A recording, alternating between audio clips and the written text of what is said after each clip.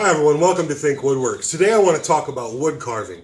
Wood carving is one of those things that can be a little intimidating to a lot of woodworkers. And if you're just carving simple elements like this leaf here on the eave of this birdhouse, it's really not that hard.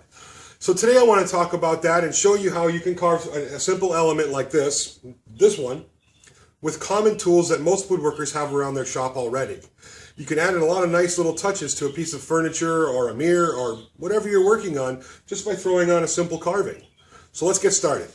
Here's the original drawing I used for the birdhouse. There's the eave, and I just made the twig carving there wide enough to cover the eave and then some of the shingle.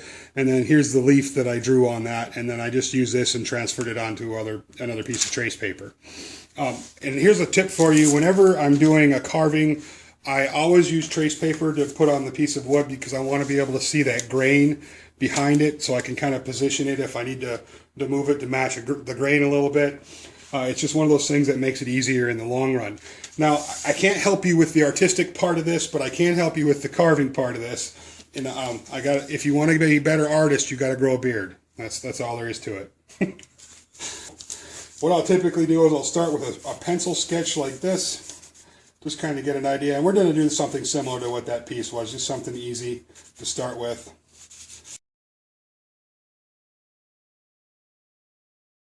And then once I have a basic idea about what I like, and that's pretty close. If I was going to use this on a piece, I would do something a little more with it. I'll come back over that with a marker and just darken the lines where I actually need to cut.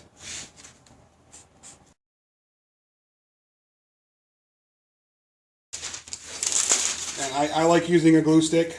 Some people prefer self-adhesive, but the glue sticks seem to not gum up the blades as much as the self-adhesives do. Now this stuff is purple, but it dries clear, so I'll give that a minute to dry, and then we'll cut this out. And I'm just going to use the jigsaw today to cut that out. I said jigsaw. It's the effect of getting older. I say things I don't mean. I'm going to use the scroll saw today to cut this out. And because I'm cutting something thick, I've cut a pretty aggressive blade in here. This is a 7-tooth per inch blade.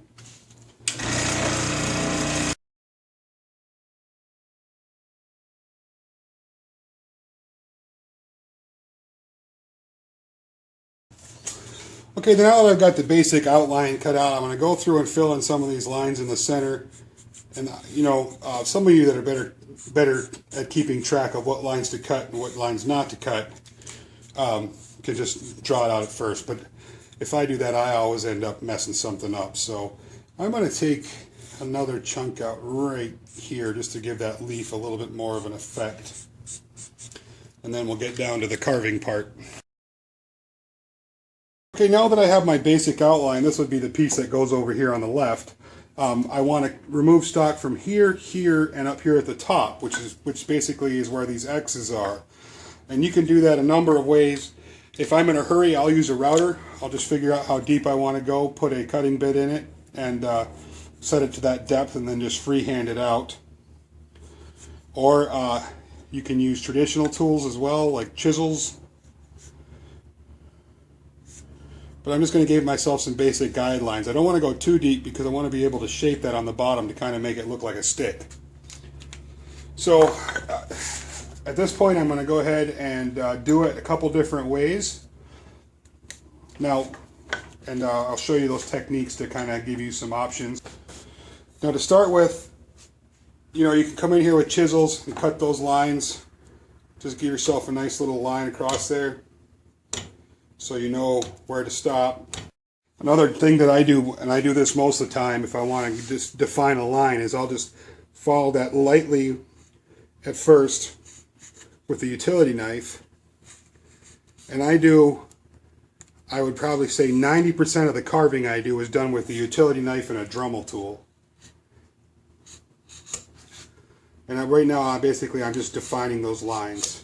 Now, I know a lot of traditional carvers are going to use their chisels, and that's fine.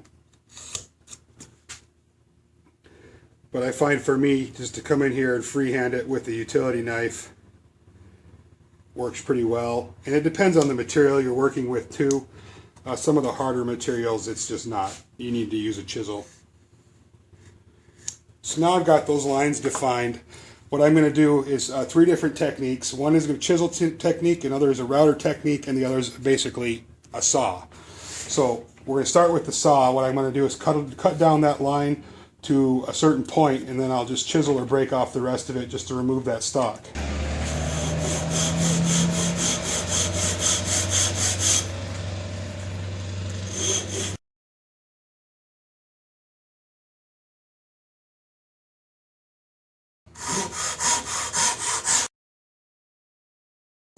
Now on this side, I'm just going to come in and do something completely different to that. I'm going to cut I'm going to cut this line down to my depth.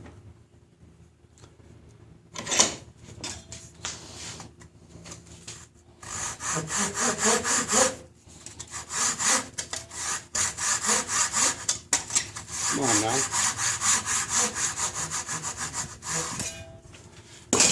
Don't want to mess with the teeth on that metal. And then I'm just going to take a chisel, and because I know that grain is actually fairly straight, I'm going to start a little bit above my line.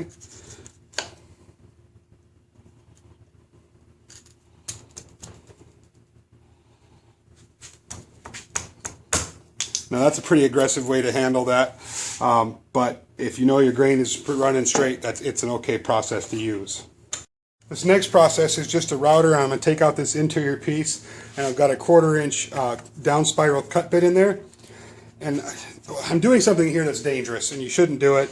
I've got my bit running really close to steel here. I'm just going to make darn good and sure that my bit's above that height, and I'm not going to touch it.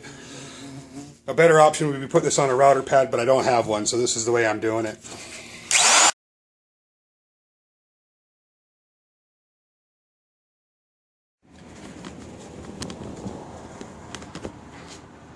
Okay, my camera wasn't on. But what I did is I've come in here and I've just rounded over the edges of these twigs using a utility knife or a chisel, depending on what your preference is. I'm using this poplar. I really like carving in poplar. A lot of people ask me about that. Basswood makes another good carving wood. You can carve pretty much anything. Each wood has its own characteristics. You know, I like carving oak when it's wet. When it's dry, I don't even want to get near it. Okay, with my edges rounded over here on what's going to be the twig, I've got that looking pretty close to where I want it to be. I'll clean that up a little bit, but I want to leave some of those sharper edges in there just to kind of give it that more natural look. Next, what I'm going to do is move on to the leaf. Okay, I'm going to power carve the leaf here, and on the leaves on this birdhouse, I've got them just kind of rounded over. They have the shape kind of rounds over and then comes up, and that's intentional here. What I was trying to do with that, by using different shapes, you can kind of direct where people are going to notice, what people are going to notice. And by giving that a nice smooth kind of rounded down look, it kind of directs people's focus to below, to the bottom of this. If I wanted people to look more up towards the top, I would invert this carving so these leaves were curling out and the center was low. And that's what I'm going to do on this one, but this one's going to be a little different. If I were to do this, I would basically just round this leaf over, give it kind of a round contour, and then clean it up a little bit. That's all I do. But with this one, I want to show you the difference of what it can do visually. So what I'm going to start by doing is by removing stock down the center here. So I'm going to create a center line from about right here towards the end of this leaf. And I'm going to remove a lot of that center stock and then bow out the edge of it. So the edge is sticking up and the center is lower. And then I'm going to leave the stem alone at this point. I'll probably tie that in a little bit, but not a whole lot at this point.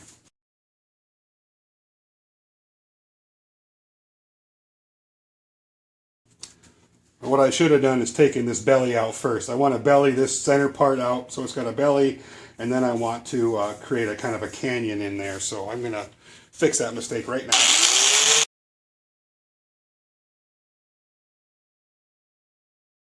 So I know some of you are wondering what I'm using. This is actually a grinding and polishing 4-inch blade, or a 4-inch sanding disc for, it's made for steel. And the edges are rounded over, so I can really get in there on the sides. These are about $15 at Home Depot. You can get them offline as well. So now I've just kind of created a valley in there, and I've kind of given the stem a little contour and a little contour here. And right now I'm basically just trying to get the basic shape. Whenever you do a belly contour like this, I need to carve some vein in there. When you round it over, you don't need to do that so much.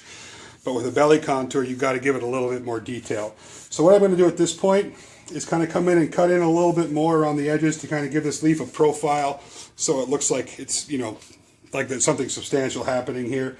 And then we'll stop and we'll cut in those veins.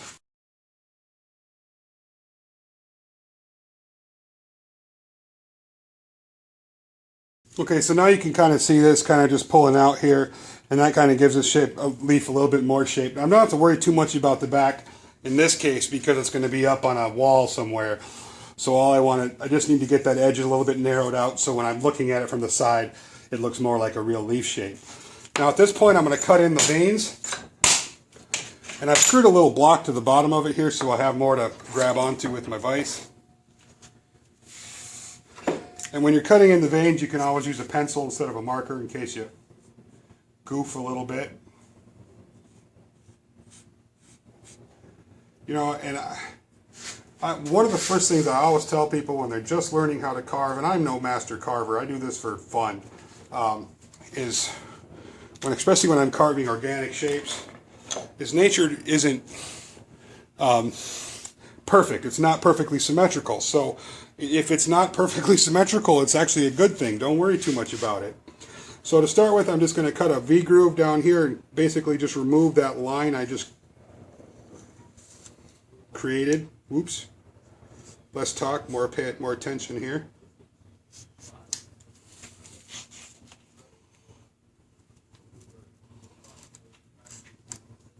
And this is one of those things, you know, just take your time. They also make tools that cut V grooves out that you can buy.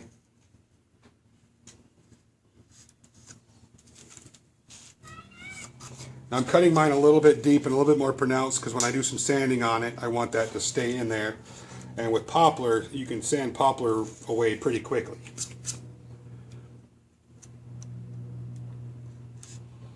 And on these, I'm going to start wider at the bottom and kind of narrow them out towards the top. And I know some of you are thinking this is hard. It's not. You know, a little bit of practice. It does not take a whole lot. Just a little bit of time spent practicing and you'll get this down pat and get fast at it. Before you know it, you can be out there carving all kinds of crazy things. Throw another one right up here just to make it look cool.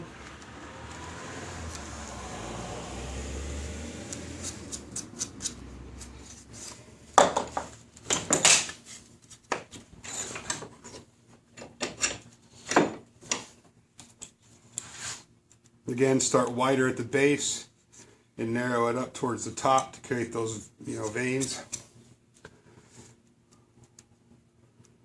And I try to keep mine a little staggered. I don't want them to be, you know, right on the money, like touching another vein. You can do it. It kind of really depends on the overall look that you're going for.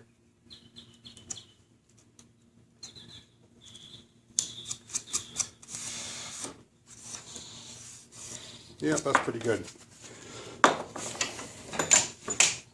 Starting to look like something. Hold it right here. Okay, at this point I'm just going to come in and clean this up. I want to cut this section in a little bit more to give it a little, back cut it, give it a little bit more contour. And I'm going to use my Dremel tool with a sanding pad on it to just kind of clean up some of these rougher edges. And I'll also use my utility knife to pare away anything that's, you know, massive like that right there. Just you know, take your time when you're first starting. Watch what you're doing. You don't want to cut yourself. And then I'll just come in and finish cleaning this up, and then sand it down with some 150 grit on poplar.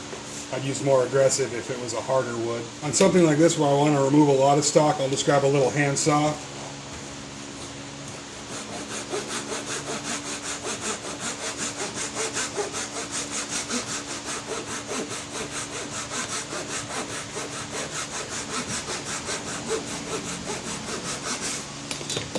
Get it close to where I want it and come back and pare it up, and then just kind of take a little chunk at a time with my utility knife. And I'm trying not to get into this, you know, the twig section of it too much. I don't want to scar that up, so I'll just go through lightly and kind of get the mass of it out of there.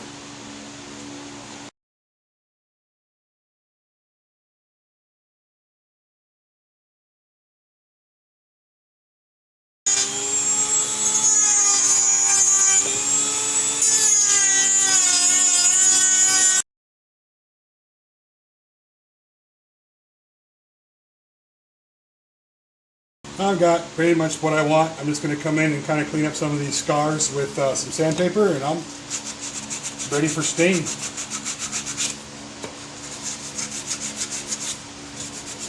Now remember what I said earlier, I don't want to take all those knife marks out when I'm doing this particular style. I want to kind of leave some of those in.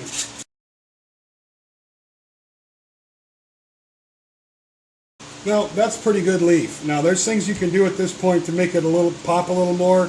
Like if I really wanted to make this look sexy, I would go in with my Dremel tool and belly out in between the veins a little bit, just to kind of bring that out a little bit. But I'm happy with this, and that's the way I'm going to leave it. So.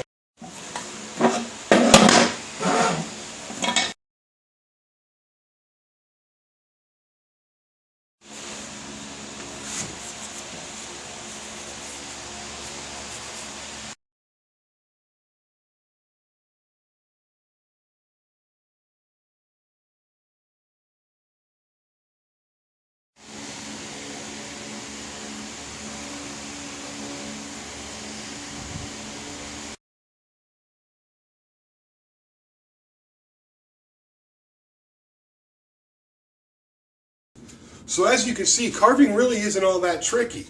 A little bit of practice, you can get pretty good at it. You can start adding some nice elements to your furniture. Anything you can do that kind of sets your work apart from the rest of the crowd helps, especially if you're interested in selling. So, give it a shot. Don't be afraid to make mistakes. Before you know it, you'll be doing all kinds of crazy things.